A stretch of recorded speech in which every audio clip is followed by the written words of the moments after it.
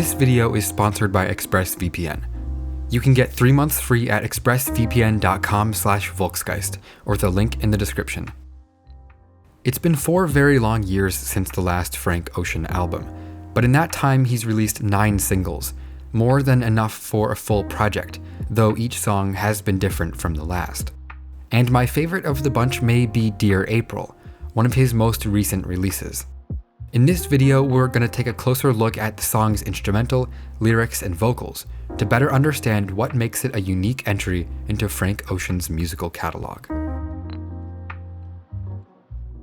A B major chord played on a synth extends from silence, and Frank starts singing after just 6 seconds. Despite its brevity, this initial moment feels almost endless, as if it could have lasted forever or not at all. As Frank's vocals come in, the track expands with him, introducing a simple, clean guitar melody on top of more quiet synth chords.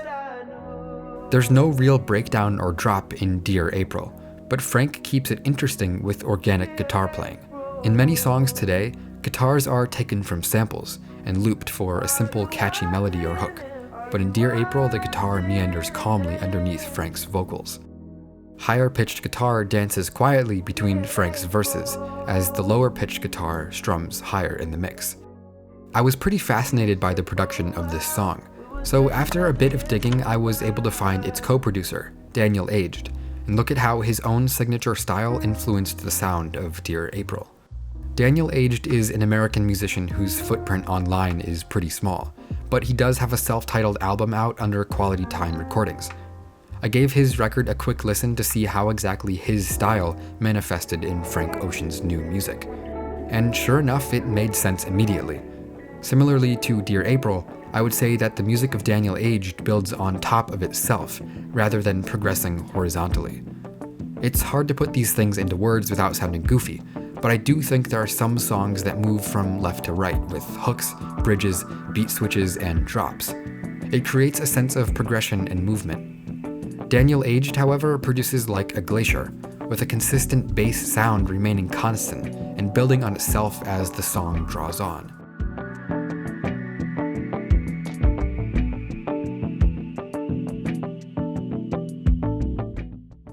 To put it simply, while most songs are wide, Daniel Aged makes music that is tall, and you can hear exactly what I mean in Dear April. I think working with Daniel Aged was a great decision on Frank's part, especially on a song like Dear April, where Frank is singing about the bigger picture of a relationship, a part of the human experience composed of small moments and remembered as a larger whole. In short, Dear April is kind of a new direction for Frank Ocean. His music has always had a contemplative, calm atmosphere, but until now his instrumentals have been quite progressive in the way he introduces new sounds, melodies, and effects throughout a single song. This is even true on more laid-back songs like Self-Control or Siegfried, which both feature massive instrumental shifts toward the middle of the track.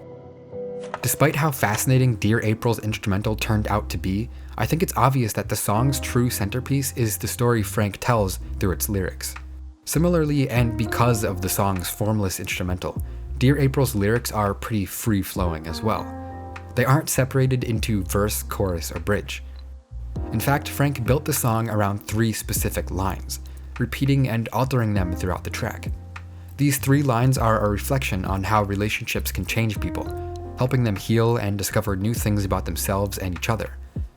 But the story has a bittersweet ending. After describing a period of love and growth, Frank addresses his lover specifically, telling them that with time they will eventually move on from the pain of breaking up. He tells them that while things won't be the same, they will eventually be woken up to life again after a period of sadness. While their bond has run its course, new bonds will grow and make both of them feel alive once more as time passes. The idea at the center of Dear April is pretty simple. Frank expresses himself as someone who doesn't really believe in true love. Rather, he sees relationships as connections that come and go. To him, relationships serve a purpose for both people involved, and when that purpose has been served, both parties usually move on. This isn't a particularly popular idea in America, where many people are attached to concepts like true love and marriage. But Frank is fully accepting of the fact that while it can be painful, love comes and goes, and in many cases, it isn't meant to weather the stress of growth and progress. two broken people cannot support each other. In fact, things can get ugly easily when people try to make their connection last beyond its expiration date. The lyrics to Dear April are simple, but they tell a lot about who Frank is as a person and what he believes in. And I think they go perfectly together with the song's instrumental, in the way Frank uses repetition, only slightly changing the wording each time to take on new meaning. This may be reading too deep into it, but the static nature of Dear April reminds me of a relationship as well. The song hypnotically spins in place, reminding me of how time passes when you're with someone you love. A small moment can last forever, in the way it takes on a greater meaning to you. And even though Dear April is different from the rest of Frank's music, it is without a doubt a Frank Ocean song for that reason alone. His music has always called our hearts back to those small personal moments we relive for years after they happen. And Dear April is no exception. In my opinion, it's one of Frank's best and most meaningful songs yet. One of the most interesting things about Frank Ocean's songwriting and persona has always been the way he travels around the world and uses those experiences to fuel his music. And as I've learned during my own travels over the last few years, a good VPN is the most essential thing to have if you're going anywhere, which none of us are. But to be honest, VPNs are still really useful. In short, VPNs allow you to disguise your internet traffic, preventing outside entities from looking at what you're doing. It's like putting a postcard with personal information in an envelope instead of mailing it open for anyone to see. I use ExpressVPN for content unblocking, finding easy workarounds for websites and apps that block content based on location. These practices are common on websites like Netflix, YouTube, Prime Video, HBO Go, and more. With ExpressVPN, you can reroute your connection to a server in a country of your choice, making geo-restrictions a thing of the past.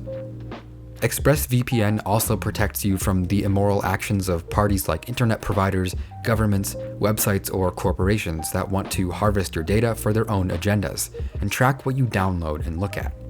In short, ExpressVPN is a worthy investment for anyone who's concerned with privacy and freedom online.